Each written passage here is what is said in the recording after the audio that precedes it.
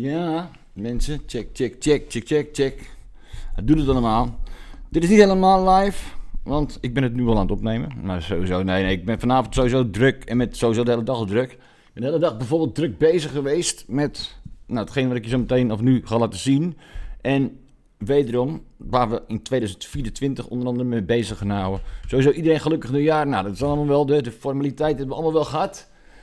Iedereen die binnen druppelt, mensen, goedenavond. Nou, het project van 2024, zoals je misschien al een beetje hebt gemerkt, gaat vandaag beginnen dus natuurlijk. Mijn eigen vertaling en interpretatie van het Oera Linda boek. Allereerst wil ik ook even een shout-out geven trouwens naar Jan Ott. Want nu ik eigenlijk inmiddels een aantal interviews van hem heb gezien, is mijn mening inmiddels toch wel radicaal bijgedraaid. Ik was namelijk eerst natuurlijk helemaal sceptisch over hem, aangezien hij in V for Valentine voorbij kwam. Wat natuurlijk een broedplaats is van allerlei oplichters en scammers. Maar ik denk dat die specifieke context in ieder geval volledig langs hem, dus langs Jan Ott is gegaan, zeg maar. Want die is namelijk hier gewoon voor gevraagd en is verder gewoon met zijn passie bezig. En zijn passie is toch op zeker het Oera Linda boek. Zijn studie en werk over het Oera Linda boek is zeker bijzonder echt. Het is echt en bijzonder indrukwekkend.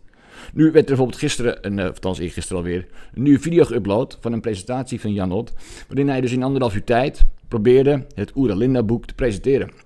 En merkte hij ook terecht op dat het schrift inderdaad zo fascinerend is en zo authentiek is dat je dus al heel gauw volledig gefascineerd jezelf kan kwijtraken in de details. Uiteindelijk bleek er dus ook wederom te weinig tijd te zijn om een groot gedeelte of überhaupt een gedeelte uit het werk zelf voor te dragen. En dit omdat er omtrent het Oera Linda boek, zeg maar, Bobby zit te letten mouwen, snap je? Dit omdat er omtrent het Oera Linda boek, in dat boek zeg maar ook al zoveel fascinerends te vertellen is. En dat zag ik dus ook vooral terug in zijn presentatie. Oftewel, wat wil ik hier nou maar zeggen eigenlijk, hè? Is dat het Oera Linda boek is zo fascinerend inderdaad. En je kunt er 1 zinnetje uithalen en daar kun je al een hele geschiedenis over uitvinden en over uitzoeken. Elke zin is magie gewoon in het boek gewoon. Maar daar gaan we vandaag bijzonder diep op in, mensen. Het Oera Linda boek belichaamt werkelijk, zoals hij ook al zei, een ongekende schat van informatie, waar verreweg de meeste mensen eigenlijk helemaal niet bewust van zijn. Hij zegt ook terecht dat wanneer we dus dit gaan onderzoeken en serieus gaan nemen, dit een ongelofelijke impact zal hebben op überhaupt de wereldgeschiedenis, maar ook over de kennis van onszelf als mens. Daarnaast is Jan Ott heel gewoon echt wetenschappelijk vooral ingesteld. Hè? Dus hij wil geen onzin verkopen of hij houdt niet van het speculeren, zeg maar. Hè? Alles wat omtrent het Oera Linda boek, dat is ergens op gegrond en het moet een waarheid belichamen. In ieder geval prima, heel wetenschappelijk ingesteld dus in ieder geval. Goed, het Oera Linda boek kan ook heel goed wetenschappelijk en geschiedkundig gestaafd worden natuurlijk, zoals we al hebben gezien. En dat is een bepaalde manier van presenteren en informatie verzamelen en ook vooral natuurlijk interpreteren. Maar wel een hele solide en betrouwbare bron dus.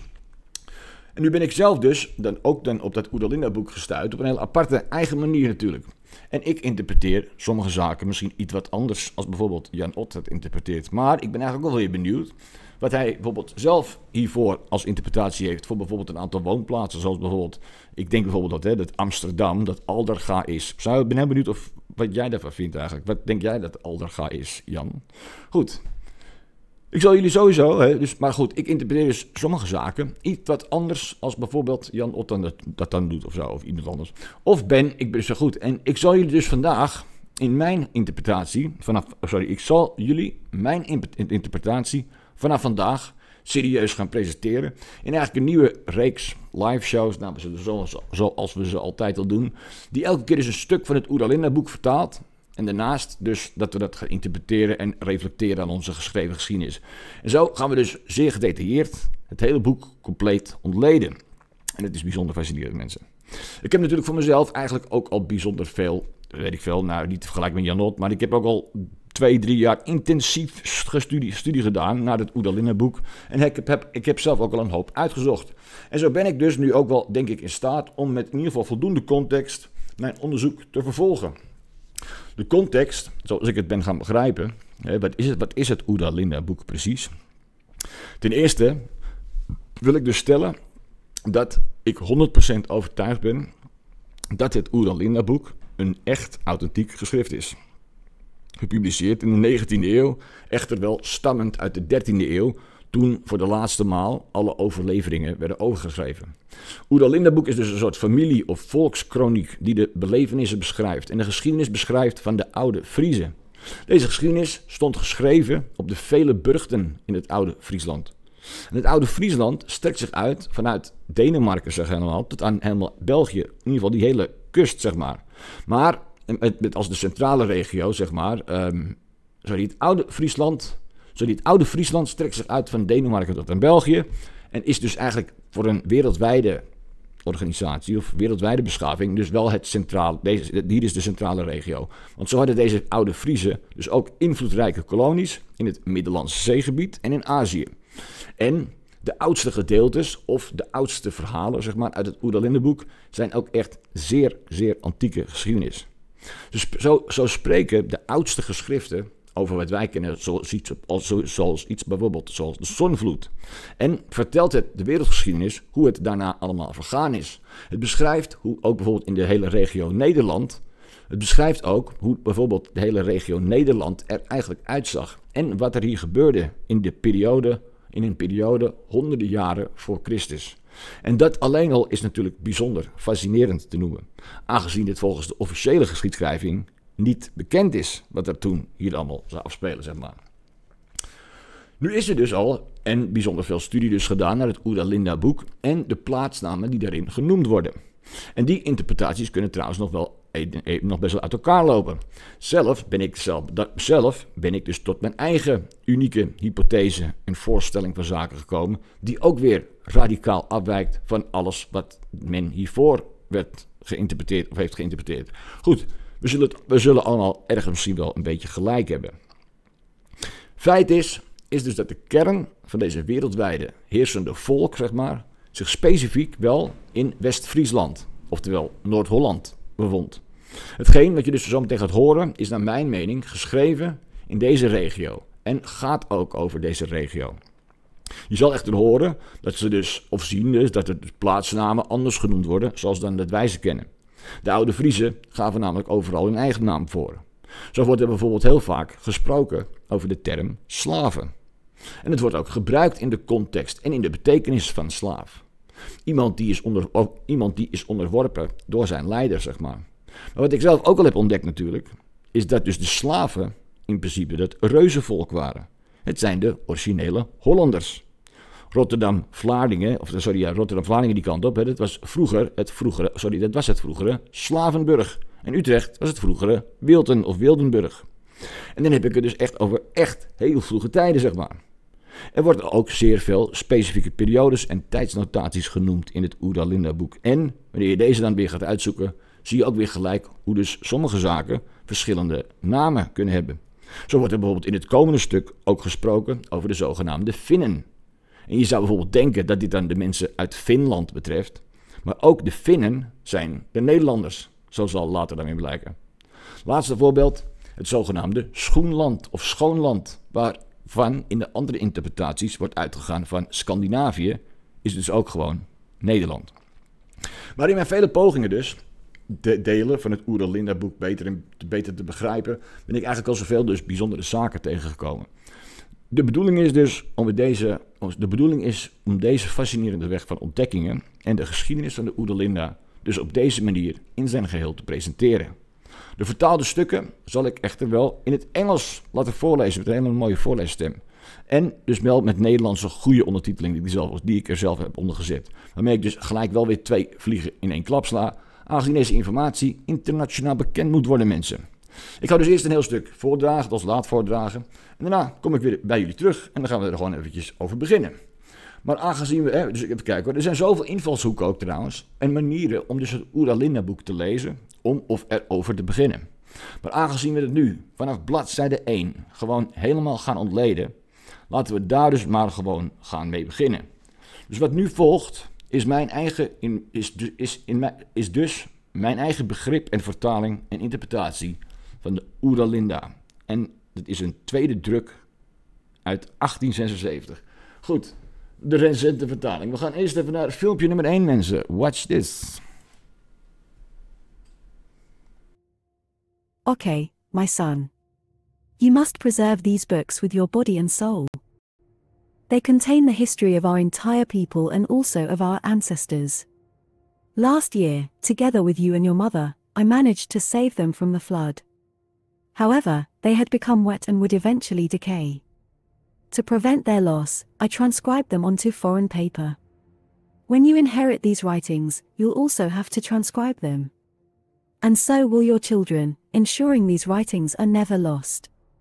Written in Leeuwarden, 3,449 years after Atlant sank, according to the Christian dating, the year 1256. Hiddo, nicknamed Oera Linda. Watch and guard. Dear heirs, on behalf of our dear ancestors and our beloved freedom, I pray to you 1,000 times. Oh, dear, never let the eyes of a monk see these writings. They speak sweet words, yet subtly undermine everything that makes us Frisian. They collude with foreign kings to gain rich rewards. These kings know that we are their greatest enemies because we dare to speak about freedom, justice, and the duties of rulers. Therefore, they try to destroy everything that comes from our ancestors and what remains of our old customs. Oh, dear, I have been to their court myself. If Walder permits and if we do not remain steadfast, they will destroy us all. Written in Leeuwarden, 803 years after the Christian era. Lico, nicknamed Oera Linda. The Book of Adela's followers. 30 years after the folk mother was murdered by the commander-in-chief Maggie, the situation was dire. All territories across the Weser had been separated from us and came under Maggie's rule. It seemed he would become powerful over the entire land. To ward off this disaster, a general assembly was convened. There, all men respected by the maidens, priestesses, had gathered. But after more than 3 days, the entire council of the Go was perplexed. Everything remained just as it was upon their arrival. Then, finally, Adela asked for the floor and said, "You all know that I was a Bergtmagd for 3 years. You also know that I was chosen as the folk mother, but I did not want that position because I wanted Apol as my husband. But what you do not know is that I have investigated all events as if I truly were the folk mother. I have been constantly on the move and observed everything. Therefore, many things have become clear to me that others do not know. Yesterday, you all said that our relatives across the Weser were tame and cowardly. But I can tell you that Maggie did not take a single village from them by force but solely through cunning intrigues, and even more through the greed of the dukes and nobles. Friar said, we must not allow unfree people among us. But what have they done? They have imitated our enemies. Instead of killing or freeing their captives, they disregarded Friar's advice and made them slaves. By doing so, Friar lost interest in watching over them. They took away the freedom of others, and that is the reason they lost their own freedom. But you all know that too. I want to tell you how they slowly sank so deep. The Finnish women had children, who grew up alongside our free children. Sometimes, they played together in the courtyard, listening to the licentious tales of the Finns because they were so entertaining and new. Consequently, despite their parents' authority, they became estranged from their Frisian identity.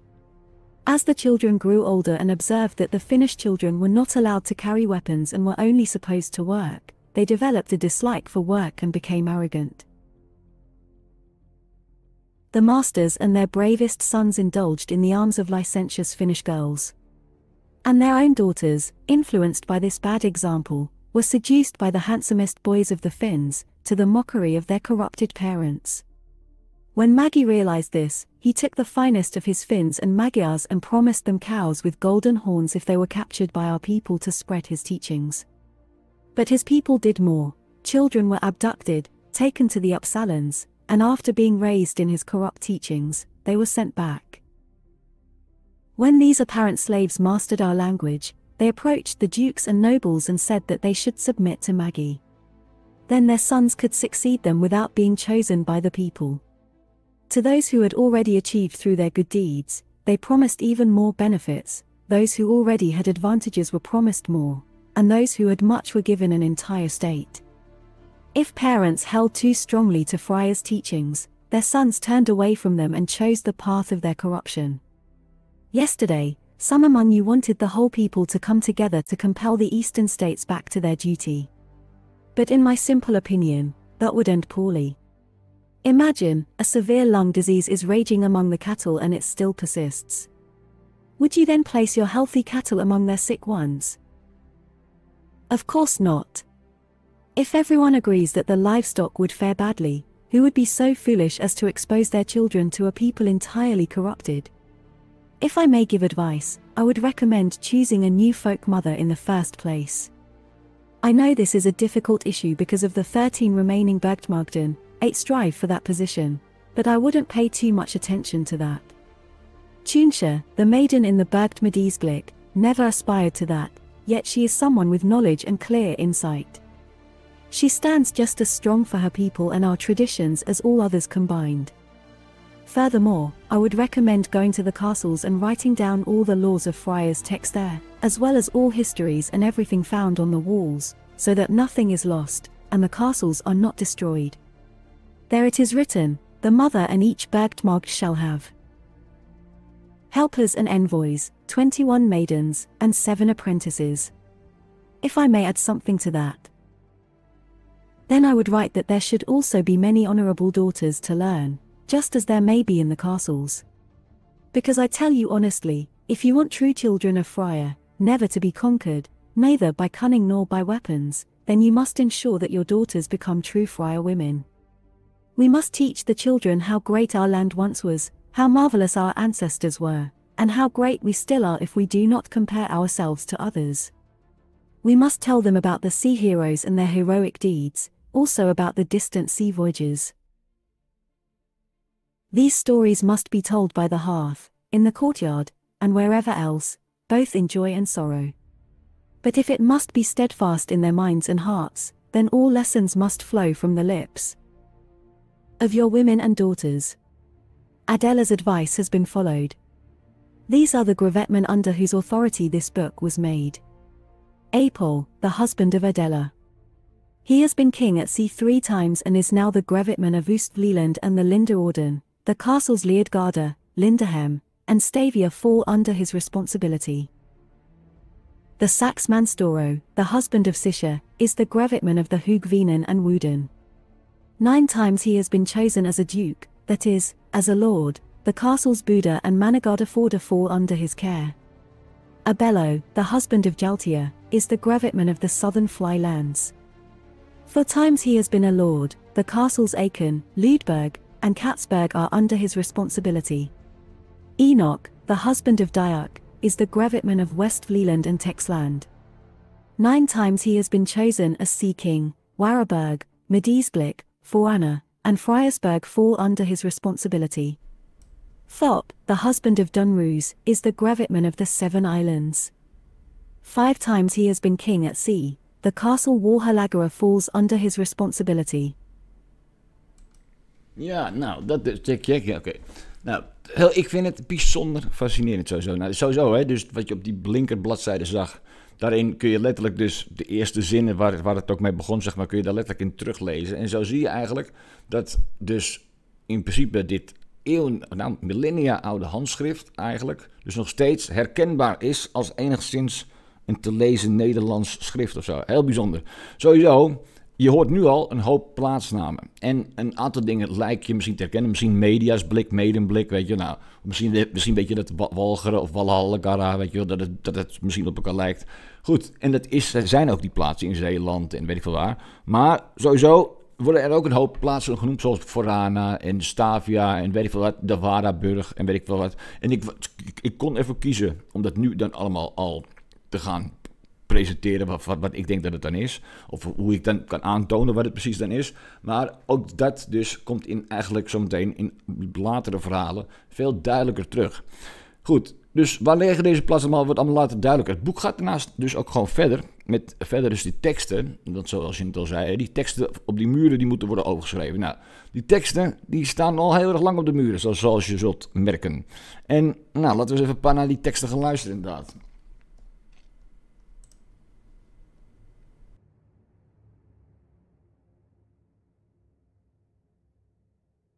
This was written on the walls of Fryersburg in Texland, also at Stavia and Medisblik. It was Friar's Day, and at that time, it was 7 times 7 years ago that Festa was appointed as the mother of the people, as Friar desired. The fortress of Medisblik was ready, and a maiden was chosen. Now, Festa would light her new lamp, and when that was done in the presence of the people, Friar called from her watchtower so that everyone could hear, "Festa, take your pen and write down the things I couldn't say." Festa obeyed. Thus, we, the children of Friar, have come to our earliest history. This is our original history. Ralda, who is always good and eternal, began. Then came the time that made all things, including the earth, which brought forth all grasses, herbs, and trees, as well as all beautiful and wicked creatures. Everything good and beautiful she brought forth by day, and everything evil and bad she brought forth by night. After the 12th jewel feast, she brought forth 3 maidens, Lida from warm fabric, Finda from hot fabric, and Friar from warm fabric. When they appeared, Ralda nourished them with his breath so that people would be bound to him. Once they were adults, they enjoyed the dreams of Ralda. Hate entered.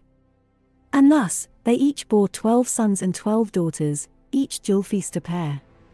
From this, all people came forth. Lida was dark with curly hair like lambs, her eyes sparkled like stars, even the gaze of a bird of prey was not as frightening as hers. Sharp Lida. A snake could hear her slither, and when there were fish in the water, that did not escape her nose. Swift-built Lida. She could bend a strong tree, and when she walked, no flower stem broke under her feet. Formidable Lida. Her voice was harsh, and when she got angry, everyone quickly ran away. Miraculous Lida. Laws did not interest her, her actions were guided by her impulses. To help the weak, she killed the strong, and after doing so, she cried by the corpse. Poor Lida. She turned grey from foolish behavior and eventually died of grief over the wickedness of her children. Unwise children. They accused each other of their mother's death, cried like wolves, and fought like them too, while the birds ate the corpse. Who can then restrain their tears? Finda was yellow with hair like a horse's mane. She couldn't bend a tree, but where Lida killed a lion, she killed 10. Alluring Finda, her voice was sweet, and no bird could sing like her. Her eyes attracted and enticed, but whoever looked into them became a slave. Unreasonable Finda. She wrote thousands of laws but didn't abide by a single one. She loathed the good for their courage but nearly gave herself entirely to flatterers. That was her misfortune. Her mind was too full, her heart too vain. She loved no one but herself and wished everyone loved her. Deceitful Finda. Her words were honeyed, yet disaster awaited those who trusted her. Selfish Finda. She desired to rule over all and her sons were just like her. They made their sisters serve them and killed each other for supremacy. Double-faced Finda. Crooked words angered her, yet the worst deeds left her unmoved. If she saw a lizard devour a spider, her heart turned to ice, but when she witnessed her children murdering a fries, her heart swelled with delight. Unfortunate Finda. She perished in the prime of her life, and it remains obscure how she fell. Hypocritical children. They laid her corpse beneath precious stones, adorned with grand inscriptions, loudly weeping to be heard, yet in silence, not a single tear fell. Detestable people. The laws Finda left were inscribed on golden tablets, yet they were never of use to those they were intended for. The good laws were erased, replaced by selfishness scribing bad ones in their stead. Oh, Finda, then the earth was filled with blood, and people mowed down the children of your children like blades of grass. Yes, Finda, those are the fruits of your vanity. Look down from your watchtower and weep, Freya was as white as snow at dawn, and the blue of her eyes surpassed the rainbow. Skillful Freya. When her lips parted, birds ceased their song, and leaves ceased their rustle. Majestic Freya. The lion laid itself at her feet by the power of her gaze, and the adder withheld its venom. Pure Freya. Her sustenance was honey, her drink the dew collected in the flower cups. Wise Freya. The first thing she taught her children was self-control, the second was love for virtue, and when they came of age, she taught them the value of freedom. For, she said, without freedom, all other virtues are only good to make you slaves and your lineage in eternal shame. Gentle Freya. She never allowed the mining of metal from the earth for her own gain, but when she did, it was for everyone's benefit. Happiest Freya. Her children circled around her like stars. Sage Freya. When she had raised her children to the 7th generation, she summoned them all to Flyland. There she gave them her laws, saying, "Let this be your guide, and you will never fare ill." Happiest Freya. Her children were like stars orbiting around her. Wise Freya. Having raised her children to the 7th generation, she summoned them all to Flyland. There, she gave them her laws and said, "Let this be your guide, and you will never fare ill." Chosen Freya. When she had spoken these words, the earth trembled like Rulda's sea. Flyland's ground gradually sank beneath her feet, the sky turned black and yellow-green from tears, and when they looked to their mother, she had long since ascended to her watchtower. Finally, thunder spoke from the clouds and lightning wrote in the sky, "Watch." Foresighted Freya. The land from which she ascended was now a stream, and except for her laws, everything that came from her hands was buried within it. Obedient children. When they regained their senses, they built this high mound and this fortress upon it, and on its walls, they inscribed her laws. And because anyone could find it, they named the land around it Texland. Therefore, it will remain as long as the earth exists. Freya's text. Salvation awaits the free.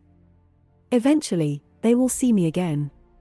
But only those I can recognize as free are those who are not slaves to others or to their own desires. Here is my advice. 1. When the need is greatest and good advice and deeds are of no use, invoke the spirit of Rulda. But do so only after all else has been tried.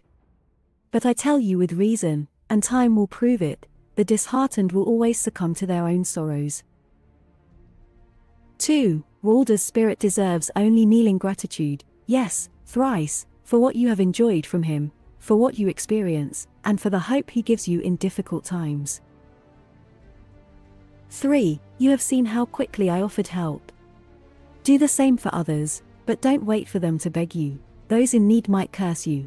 My maidens might erase your name from the book, and I would have to reject you as a stranger. 4. Never accept kneeling thanks from others, that belongs to the spirit of Rulda. Envy would creep upon you, wisdom would ridicule you, my maidens would accuse you of stealing honor. 5. For things are given for your enjoyment, air, water, land, and fire.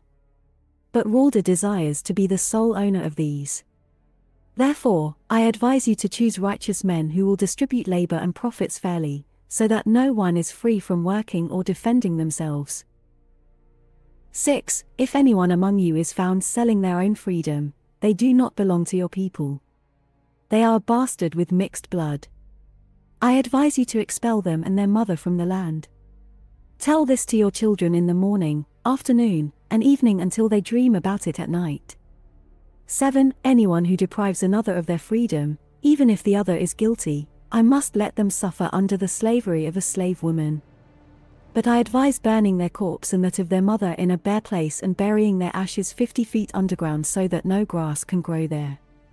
Such grass would kill your most precious cattle. 8. Never attack the people of Lida or Finda. Rulda would protect them, and the violence that comes from you would return to your own heads. 9. If they ask for advice or anything else, you should help them. But if they come to plunder, strike them down like flashing fire. 10. If one of them wants to marry one of your daughters and she agrees, try to persuade her of her foolishness. But if she still wants to follow her beloved, let her depart in peace. 11. If your sons desire the same from their daughters, treat them the same way as with your own daughters. But neither of them should return, for they would bring foreign customs and traditions.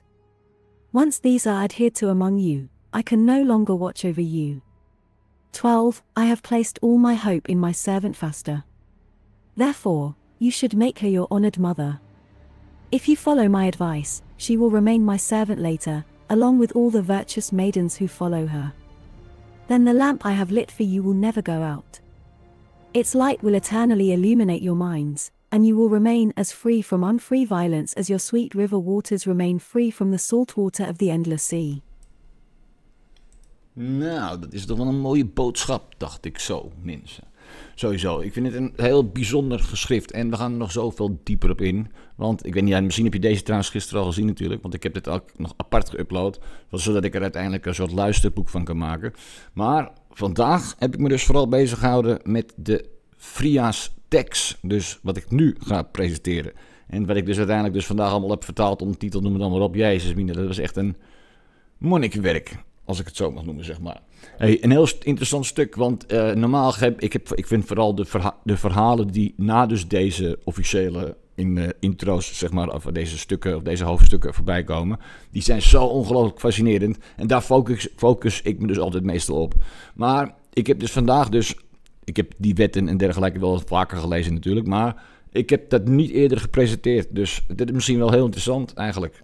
Want dat is een insteek die je van mij, van het Oera Linda boek, nog niet zo vaak hebt gezien. En ook hier zijn er bijzonder veelzeggende dingen vast te stellen. Zeker omdat die gasten natuurlijk helemaal in Fria, of in Vralda toch, dat is vanuit hun hart en vanuit dus hun hoogste waarheid. En zijn dit dus eigenlijk, zeg maar, echte spirituele, letterlijke wetten. Waar je dus ook gewoon... En dat kun je ook in een soort materiële gebeuren, kun je dat uiten, zeg maar. Hè? Dus jij hebt recht op ook materiële zaken, bijvoorbeeld als bewustzijn zijn in deze wereld. En net zoals dat ieder vrij mens dat heeft. En hoe dat precies verdeeld is, dat is echt best wel heel bijzonder. En dat, nogmaals, dat speelde zich dus allemaal af in, nou, dit zijn de oudste gedeeltes. En dat gaat dus over, geloof ik, echt 2000 voor Christus of iets dergelijks. En allemaal in deze regio, in onze moederstaal, zeg maar. Maar ja, goed, dan wel een iets ouder dialect. Maar goed, nog steeds... Nederlands in de basis, of Fries, noem het, en geef het de naam. En nou, hier dus echt een bakje informatie, mensen, maar niet heel bijzonder interessant juist. Komt ie aan.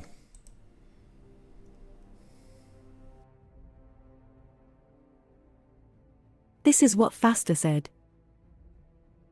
All rules that have passed a century, thus 100 years, with the Croda, pointer, and its Jul, may, upon the advice of the Iramuda and with general consent, be engraved on the walls of the castles. When they are written on the walls, they become laws, and it is our duty to honor them all. If necessity and coercion impose rules on us that contradict our laws and customs, then we must comply, but if they have faded, we must always return to the old ways. That is Freya's will, and it must apply to all her children. Fasta further said, whatever one may wish to undertake, however it may be, will always be completely successful on the day we have sanctified to Freya.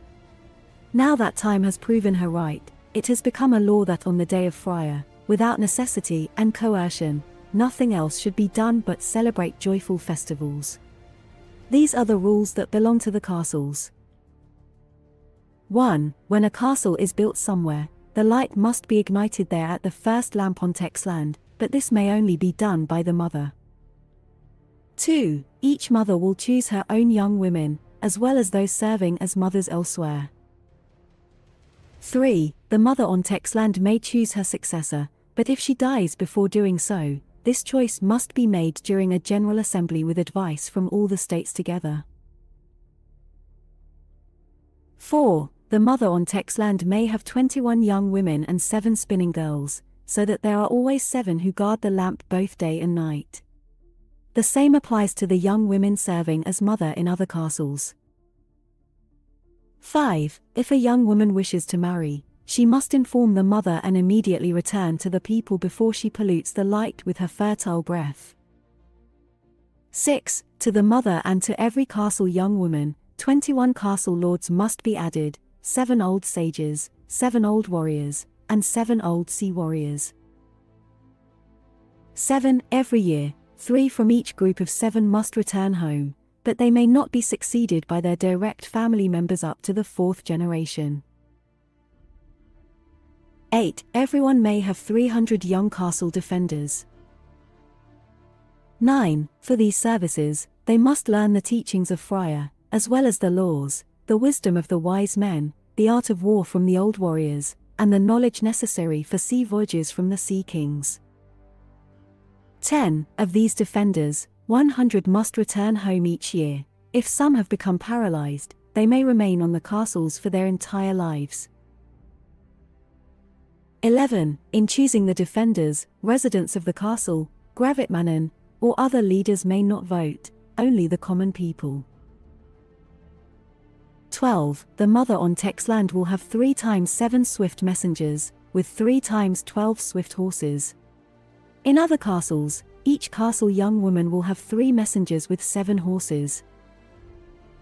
13. Every castle must have 50 farmers, chosen by the people, but only those who are not fit for military service or sea voyages. 14. Every castle must provide for its own upkeep, utilizing its own portion and the share it receives from market dues. 15. If someone is chosen to serve in the castles and refuses, they may never become a castle lord later and thus never have a vote. If they are already a castle lord, they will lose that honor. 16. If someone seeks advice from the mother or a castle young woman, they must report to the scribe. The scribe will take them to the mayor, then to the leets, the healer, to check for evil spirits. If approved, they will lay down their weapons, and 7 warriors will escort them to the mother. 17. If the matter concerns one state, no fewer than 3 messengers may come. If it concerns the whole of Friesland, there must be 3 times 7 witnesses to prevent mistrust and deceit. 18. In all matters, the mother must ensure that her children, the Freya people, remain as wealthy as possible. That is her primary duty, and it is our duty to assist her in doing so. 19. If she is called in a legal case between a Gravitman and the community, and the case is unclear, she must speak in favor of the community to maintain peace because injustice to one person is better than to many. 20. If someone seeks advice and the mother knows, she must provide it immediately. If she doesn't know right away, she may wait for 7 days. If she still doesn't know, they may leave without complaint because no advice is better than wrong advice. 21. If a mother gives malicious advice, she must be killed or stripped naked and driven out of the land. 22. If her castle lord is involved, the same applies to them.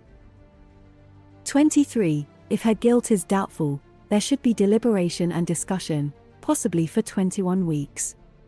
If half agree on guilt, she is considered innocent. If 2/3 agree on guilt, they wait for another year. If she is still found guilty, she may be declared guilty but not killed.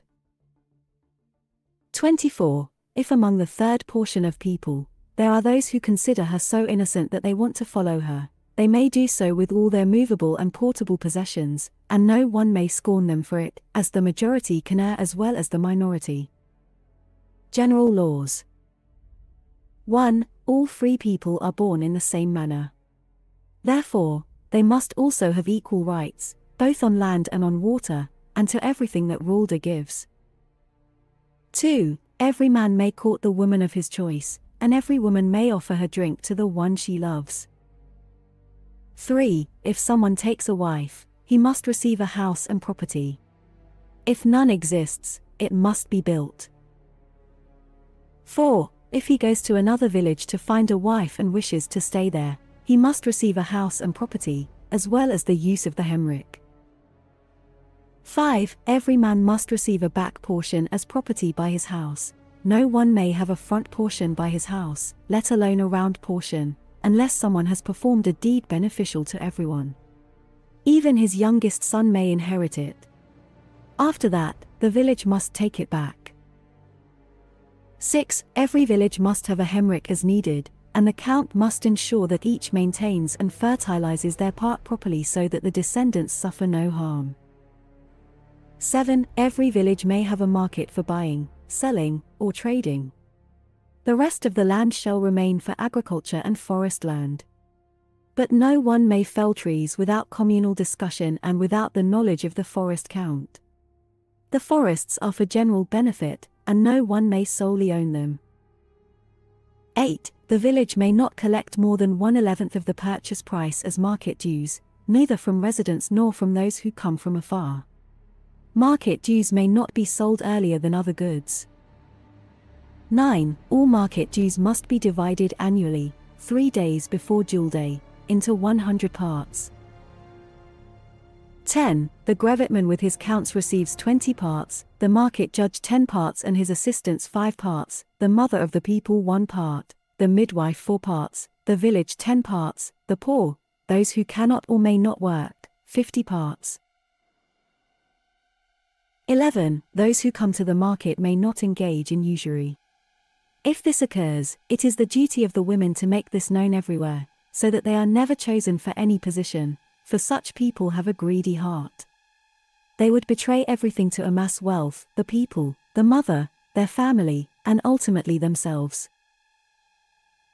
12. If someone is so wicked that he sells sickly animals or spoiled goods as good, the market judge must banish him, and the women must appoint him everywhere in the country.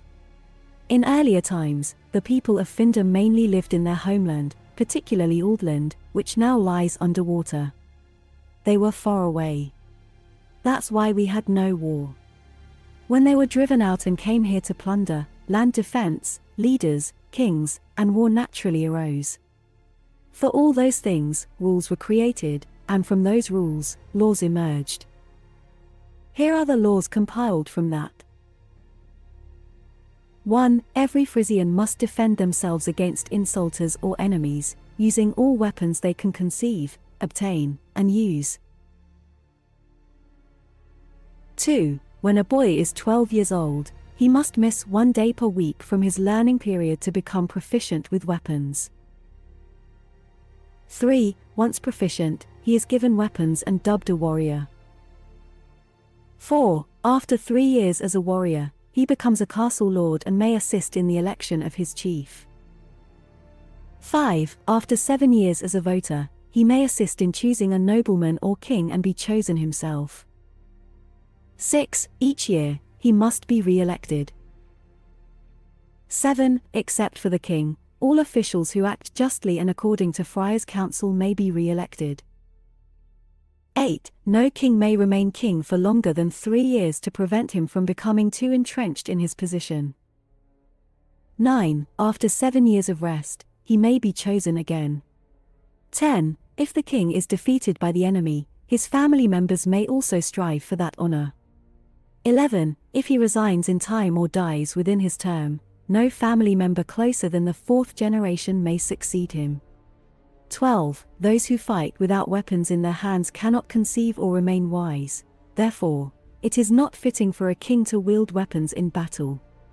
His wisdom must be his weapon, and the love of his warriors must be his shield. Here are the rights of the mother and the kings. 1. If war breaks out, the mother sends her messengers to the king, and the king sends messengers to the grevitman for the land defense. 2. The grevitmen call all castle lords together and discuss how many men they will send. 3. All decisions of these individuals must immediately be sent to the mother, with messengers and witnesses. 4. The mother gathers all decisions and gives the golden number, the average number of all decisions together. Peace must initially be made with this, also for the king. 5. When the army is in the field, the king only needs to consult with his chieftains, but 3 castle lords of the mother without a vote must always be present. These castle lords must send messengers to the mother daily to keep her informed if anything goes against Friar's counsel.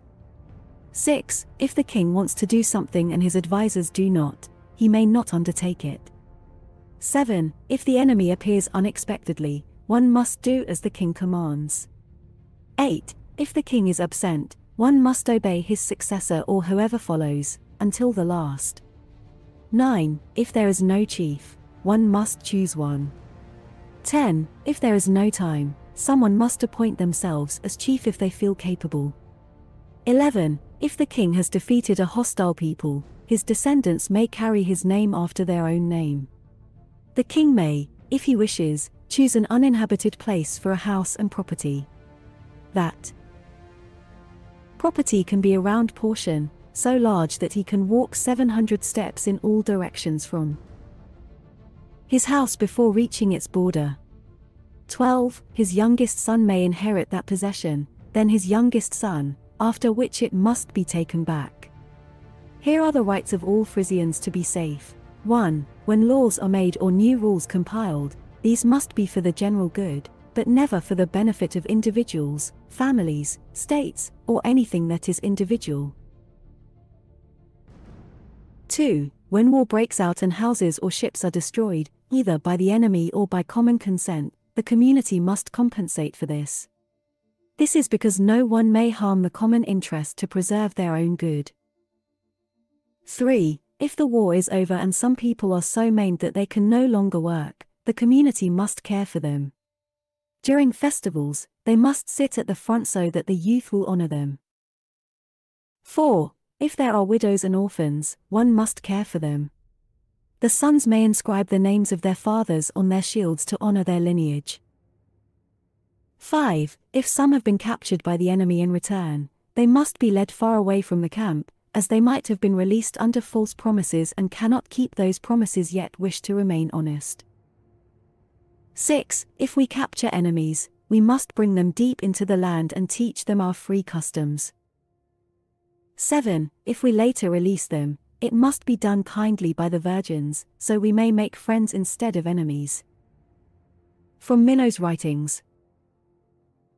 If there is a man so wicked that he robs our neighbors, commits murder, sets houses on fire, abuses maidens, or does any other evil, and our countrymen seek revenge, then it is justified to seize the perpetrator and execute them in their presence so that no war arises where the innocent suffer for the guilty.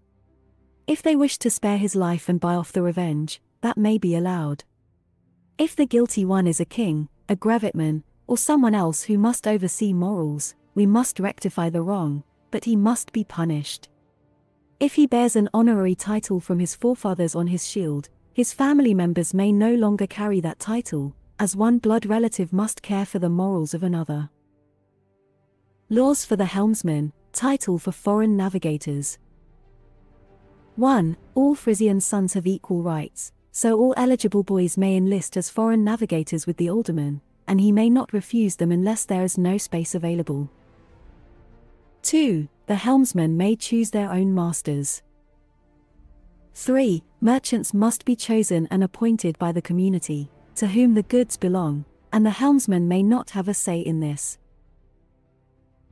4. If, during the journey, they discover that the king is bad or incompetent, they may choose another. Upon their return, they may be accused by the king before the alderman.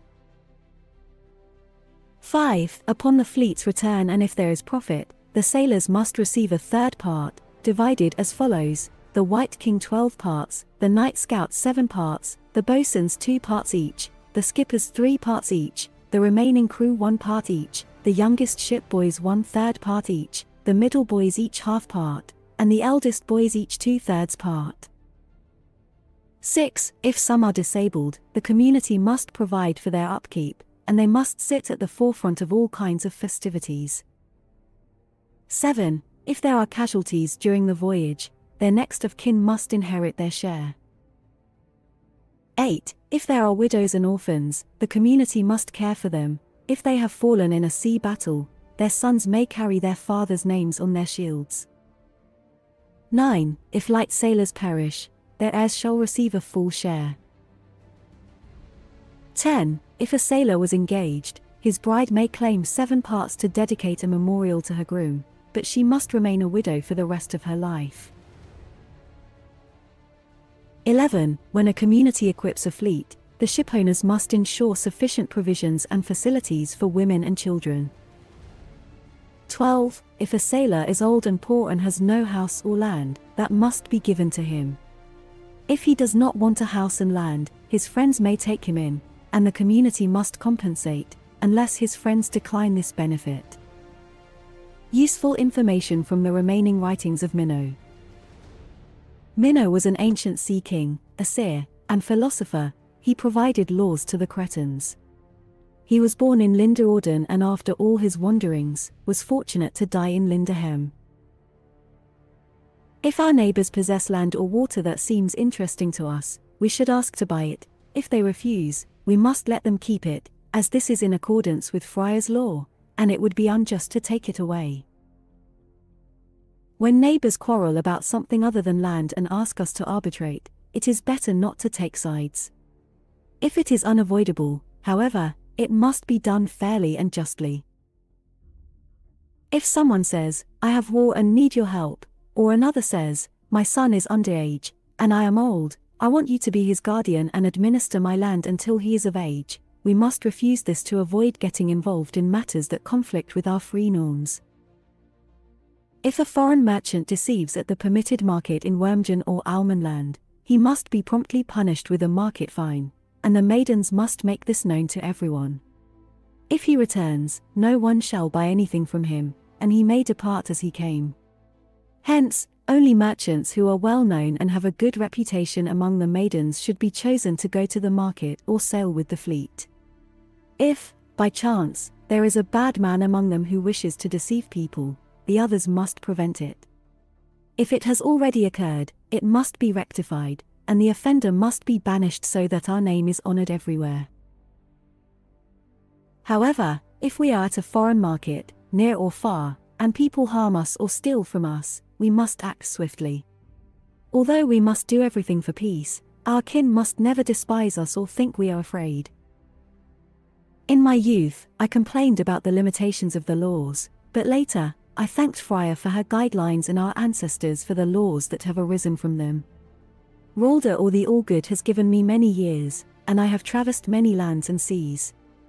After all that I have seen, I am convinced that only we, chosen by the All-Good, have laws. Lida's people cannot create or uphold laws, they are too ignorant and rough for that. Many of Finda's people may be clever enough, but they are greedy, arrogant, false, unchaste, and violent. The toads swell up and can only crawl. The frogs cry, "Work, work," but they do nothing but jump and make jokes. The ravens say, "Save, save," but they steal and devour everything that comes under their beaks.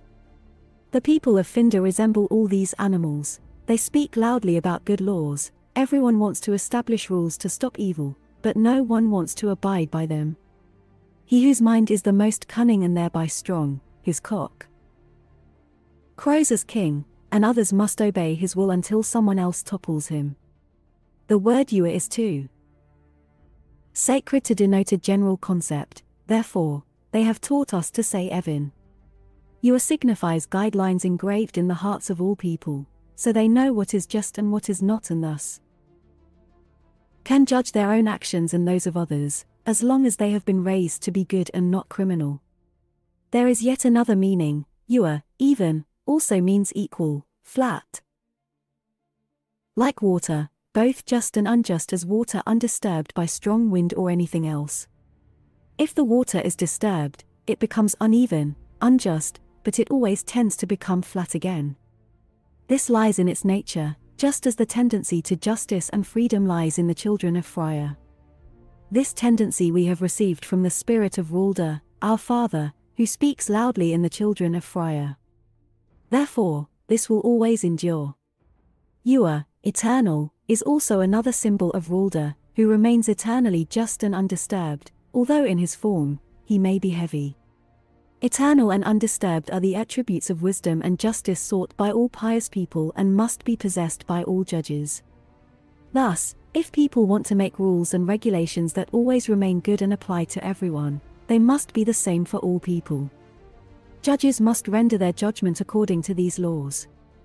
If something wrong has been done for which there are no rules, a general assembly must be convened to judge. according to the spirit that Rulder allows us to speak, in order to judge fairly about everything. By doing this, our judgment will never fail. If there is no justice but injustice, disputes and divisions arise between people and states, leading to civil war, which plunges everything into chaos and ruin. But oh, foolishness! While we are busy harming each other, the envious people of Finda with their deceitful priests come to steal our possessions, violate our daughters, corrupt our norms, and finally, they lay slave chains around everyone's free neck.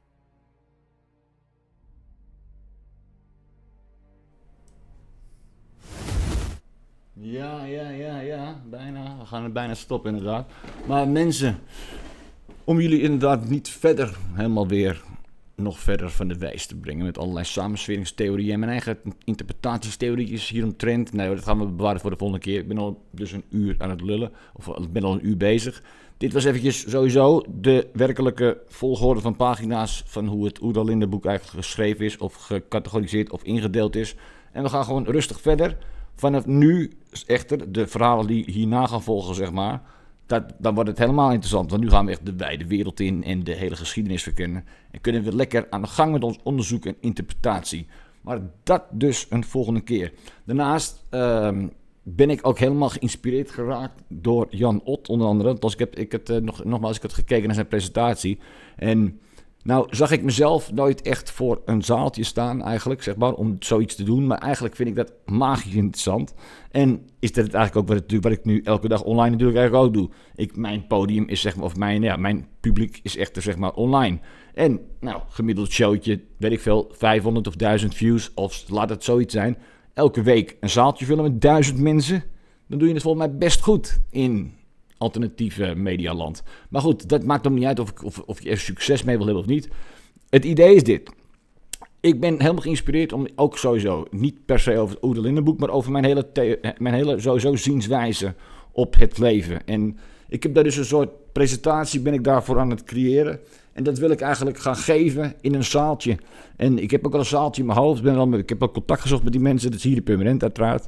En het zal gratis entree zijn. Althans, dat is de bedoeling in ieder geval. En dus eigenlijk voor de mensen die daar willen komen, inderdaad, ga ik daar iets voor organiseren. Nou, ik zit te denken, het zou al überhaupt waanzinnig zijn als ik 100 mensen, weet ik wel, weet te interesseren die naar die bijeenkomst of naar dat presentatie zouden willen komen. Het is echt een soort Q&A ook, hè. Ik zit te denken, zeg maar, dat het in totaal 3 uur duurt, waarvan dus 50-50, hè, dus de ene helft presentatie. Nou, ik lul zo 1,5 uur al vol met mijn theorieën. En voor de rest laten we vooral met elkaar in gesprek gaan. En dat vind ik veel mooier eigenlijk. Misschien kunnen we eigenlijk überhaupt al die hele 3 uur daaraan besteden. Maar goed, ik wil het een en ander gaan vertellen. En laat dat de basis zijn. Maar goed, ben je daar nou geïnteresseerd? Vind je dat nou een goed idee? Laat me weten. Nogmaals, het is gratis entree. Dus ik ben er nu mee bezig met die club, zeg maar, of met die tent, om dat een beetje te bespreken. Ik heb een offerte aangevraagd, want er zit namelijk wel een huurprijs zogenaamd in. Maar goed, dan kennen ze mij nog niet in die zin. Oftewel, we gaan het natuurlijk eventjes op een andere manier gaan we dat wel even oplossen. Sowieso, het moet lekker laagdrempelig zijn. Ik ben vooral heel benieuwd of er überhaupt animo naar is. En ik vind het ook wel heel leuk om te doen. Het lijkt mij in ieder geval spannend en cool. En de volgende stap ook voor mij om te gaan doen. Want nu ben ik natuurlijk sowieso dagelijks mijn onderzoekjes, mijn kennis of weet ik veel wat, mijn ideeën aan het verspreiden. Maar dat mag wel iets serieuzer nog worden. En ja, nogmaals, ik heb helemaal geen winstoogmerk in beeld of zo. Dus ik probeer mezelf in te dekken, omdat ik natuurlijk in de bijstand zit of wat dan ook. Maar aangezien ik nogmaals dit allemaal graag wil doen en gratis wil doen, kan helemaal niemand mij wat maken volgens mij. Dus we gaan een mooie dag organiseren. Ik wil het ook best wel snel doen eigenlijk al. Weet ik veel, 3 weken, 2 weken, volgende maand. Dus laten we erover nadenken. Het komt in ieder geval in permanent, denk ik. Waarschijnlijk wel, als het doorgaat. En anders zal het in de buurt van Amsterdam zijn ongetwijfeld. Want anders ben ik namelijk zelf ook het hele land door, zeg maar. Goed, dat dus de volgende keer, mensen. Dus voor nu bedankt voor het kijken. En we gaan vrolijk verder met ons onderzoek. En heel bedankt, goede avond verder.